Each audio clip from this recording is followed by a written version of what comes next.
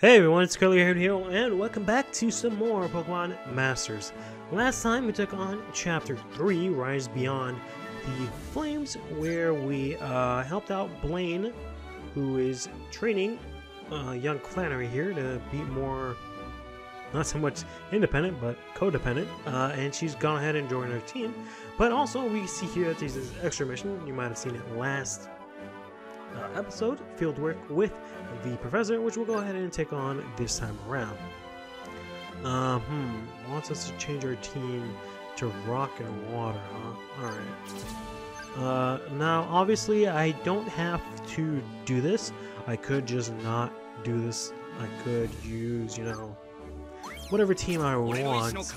But since I am recording this, I don't want to get my asshole completely reamed, just in the interest of time. So I will choose the best possible option just to get through it. But you can see there, team of Flannery, myself, and Lisa is what I plan on using on the next chapter.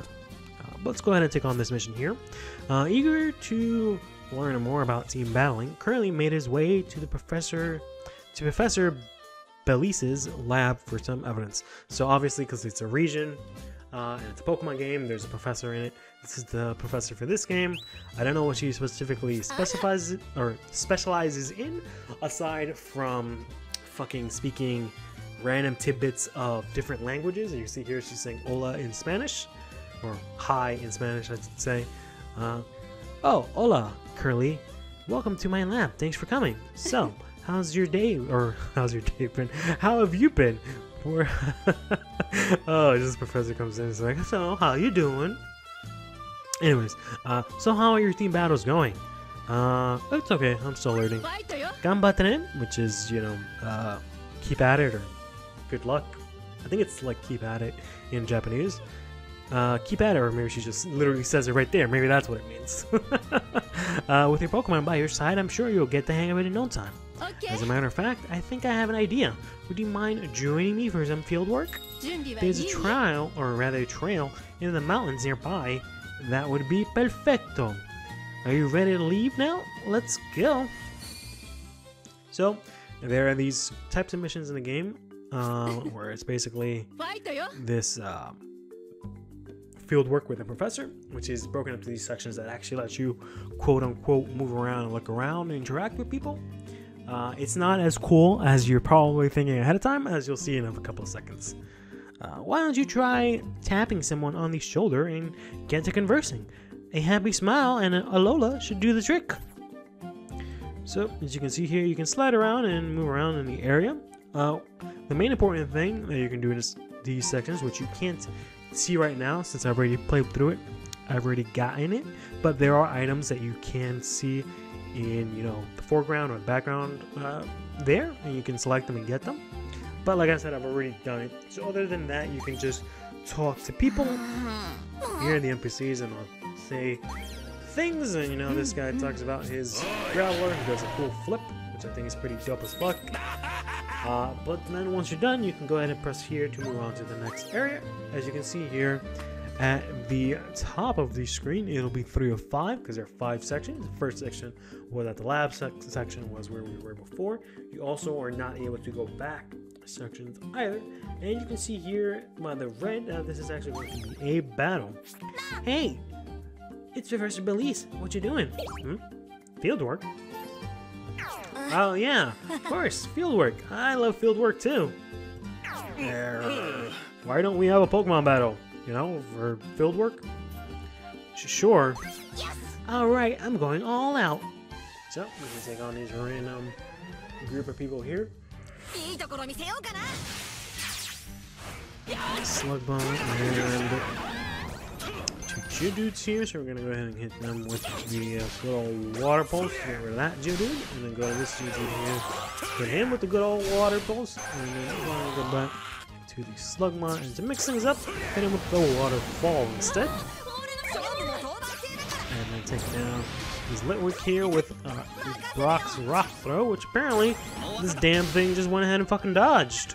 Who the fuck you think you is, Litwick? And you burning my man's Floatzel? Like, What the fuck? But then again, my Brock is pretty weak, which is why I'm not really doing a lot of damage here. It'd be possible that he'll survive this rock though, and I might be able to show up Brock's sync move. Nope. That's unfortunate. Well, anyway, we defeated Camper Anton.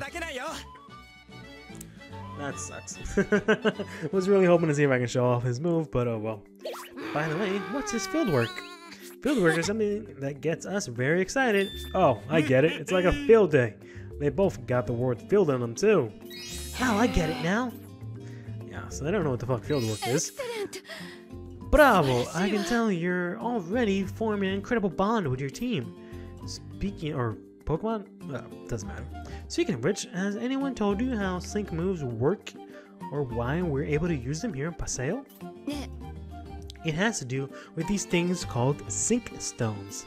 Have you ever noticed that there's a shiny rainbow colored stone embedded in your Porophone? The fucking phone that looks like a Porygon?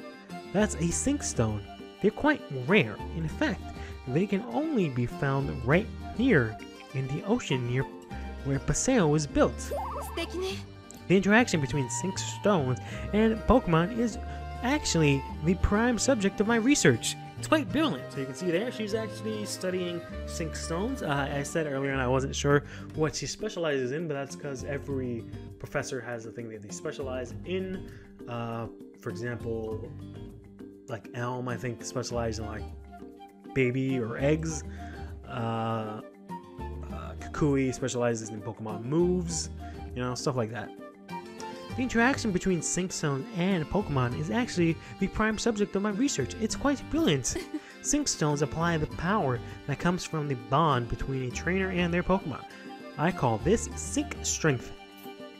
Tapping into that sync strength is what allows us to use sync moves. As you just demonstrated, that's what makes battling on Paseo special. The more you and your Pokemon develop your sync strength, your bond, the happier you'll be as a sync pair. In the end, that's the real reason I'll continue my research. Or rather, I'm continuing my research. Now, focus on your sync strength and try using your sync move again. Sure, I will try to do that next time. Hopefully we actually will be able to. Doesn't seem like there's a battle here, it's just a kid here. It's important for sync pairs to have strong bonds so that they can use sync moves. So we need to sync strength and a sync stone, of course. Wait, is that right? I said the word sync so many times, I'm not sure anymore. Anyways, you have to use lots of regular moves before you can use your sync move, okay? At least that's what I've heard. This really dumbass cutscene here. Hello there, señorita. Mi corazón is going doki doki because you're so bella, caprese? How about tú y yo have a walk conmigo? Sorry, I have no idea what you just said. You have to use your words properly or else no comprendo. I don't understand why they decided to throw in all these weird like language jokes in this game, but oh well. Go ahead over here. I tend to babble on endlessly whenever the subject of sync pairs comes up, but you see, my job as a researcher it's my job as a researcher to spread the information I discover. I expect magnifico things from you. I hope you become a fantastic sync pair. Do your best. Your sync pair's attack and defense are temporarily raised. Oh, I can tell. That little boost of encouragement has lifted your spirits. If a passerby is kind enough to give you a morale boost, it can make you feel a little stronger for a while. Remember that. So apparently you can go ahead and just talk to people and they'll give you a little boost in your confidence, which helps out your stats. Therefore, we conclude that communication is crucial in team battles. So, you're saying, what you're saying is that team members all have to be on the same page, correct? Well, practice makes perfect. Hey look, some trainers. Let's battle. My team against yours. Hold on, I'm not ready. Don't go on challenging people all on your own. Oh shoot, right, communication. Sorry, we're gonna need to take a rain check on that battle. But we got this guy here. Huh? You looking for an opponent for a Pokemon battle? Bingo! Yo quiero a great Pokemon battle. What? Speak English, Doc. We ain't scientists. Stupid ass line. Anyways, you're looking for a battle, right? Oui. I think that this will be our last battle of the day. Yes. What do you say we win this match and end our field with a bang? Do your best, Curly. You ready? Yes, sir. Well then, let's get this rolling. Take on Hiker Jared again. What the fuck? I already beat you up, Jared. What the fuck are you doing here? Smack down his Ponyta here. Smack down again. And while around it, use a rock throw too. Let's avoid the attack. God damn it, Litwick. Here's another rock throw for you. Another rock throw for you. And now another rock throw for you. And let's give him a rock throw. And guess what? Followed by another fucking rock throw. And then now I'm gonna go ahead and use Onyx's sync move here. Hell yeah, rock solid, rock slide. Get wrecked, Numa. I'm sorry, you're cute as fuck, but get wrecked. There you go. That's Brock's sync move, so now you know what that looks like. So if you've seen any of those memes online, or if you did see those memes before, because they revealed it quite a bit, like in the first trailer or something like that, now you know what that's all about. Perfecto! My, you're really great, or rather, you're really getting the hang of how Pokemon battles work here. I'm glad I was able to observe you up close today. This impromptu fieldwork has been so helpful. To create an even playing field, we've given every sync pair their own Poryphone to use while here in Paseo. Since each Poryphone contains a sync stone, everyone has the ability to use sync moves. As well, and as I explained before, as your bond with your Pokemon grows, your sync strength as partners grow too. I'll be sure to share any new and helpful information I come across as I continue my research, okay? For now, I think our fieldwork is complete. Thank you very much, Curly. Ta-ta! Thank you in German. Nice little level up for our boys here. Work, Brook, and Kasha Work. That's cool. And we're gonna get ourselves some nice little items here. This section took a lot longer than I thought it was going to do, so I guess this will be an episode in of its own. So I guess I'll just go over some random stuff today. For example, the other thing that I want to go over that I mentioned before were those items that you randomly see that I get at the end of doing missions. So like I said, the little like megaphone-like things you can use to unlock moves for your trainers. You can use them to unlock the basic moves here. So now Brock's Onyx can also use Rock Throw, which is a little bit stronger than Rock Throw. I said Rock Tomb, right?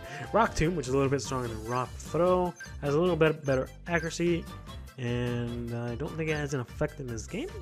There are effects, but for whatever reason, Rock Tomb doesn't have its effect, I guess because you can kind of spam it a lot. So if it increased its speed every single time, that'd be a little bit broken. But you can also see that trainers have a passive skill here. Occasionally raises the Pokemon's defense after it uses a move. So this is where all these other extra items that I encounter come into play here. And as you can see here, they have different varying levels. So there's Ultra Tectonics, and there is the Great Tectonics, etc., etc. You can also learn a second move here on this side, Rock Hard Determination. Typically, these are like items. For example, if we go to one of my favorite ones, oh, actually, you learned Flamethrower, but I mean, it's sort of the same thing. It's just organized weird. But here we have we're Standing Strong.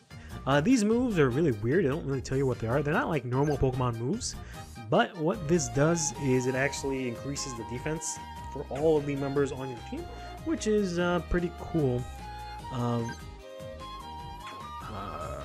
favorite one is on Where is she? There she is, Skyla. Take flight. It affects all your party members. What it does is it increases everyone's speed as well as their, I think, their defense, which is really cool. In that speed is literally what causes your meter to go up, so you can use that and get cool speed.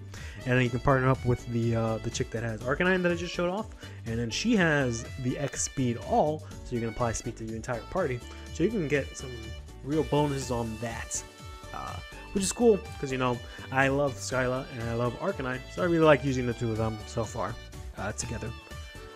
Any case, yeah, so this is the hub world here. And you can see here they got random trainers that you've got on your party. They'll show up, as well as these sort of NPC trainers will also be around, and they'll just, you know, talk to you about random shit in the game, which is totally fine. I don't believe they give you like items or anything of the sort, which is a bit lame, but oh well.